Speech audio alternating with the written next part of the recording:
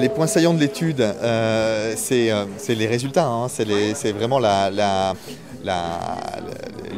le taux d'inobservance, hein, donc de plus de la moitié des patients qui ne sont pas observants dans ces pathologies-là. Ce n'est pas une surprise totale, mais c'est un constat répété, réitéré, quand même sur un problème de santé publique majeur, qui en plus a des répercussions économiques très importantes, donc jusqu'à 9 milliards de surcoûts potentiels, de surcoûts en fait liés à l'inobservance dans le système de santé aujourd'hui. Donc le point saillant, c'est ça, c'est le résultat.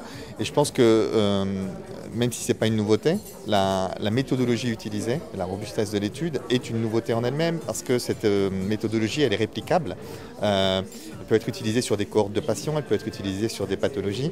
Et donc ça donne un outil en fait de mesure de l'amélioration de l'observance potentiellement et de suivi, de mise en place de programmes sur l'observance. Et en fait, l'existence, je pense, d'un outil de suivi permet de réfléchir différemment aussi à la mise en place de programmes et à introduire une dynamique, un cercle vertueux en fait pour améliorer l'observance.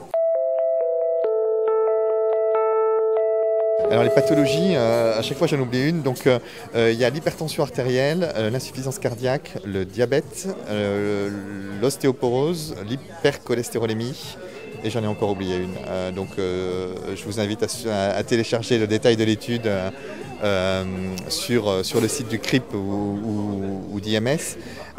Donc ces 6 pathologies, les 6 principales pathologies, c'est l'asthme la 6e, voilà, ça y est, elle est revenue. Hein.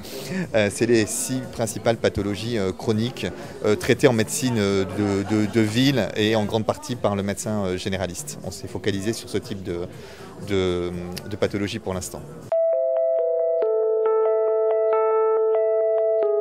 L'observance, enfin pour le sujet dont on parle, l'observance est totalement absente ou quasi totalement absente de ce projet de loi de santé. Donc elle peut, le débat qu'on a eu aujourd'hui est porté sur la partie présente dans les données de santé, dans la loi sur l'ouverture des données publiques de santé, qui potentiellement pourrait être un outil mis au service de programmes d'observance dans le futur. Mais sur l'observance en tant que telle, j'ai pas vu d'avancée significative dans le projet de loi tel qu'il est aujourd'hui.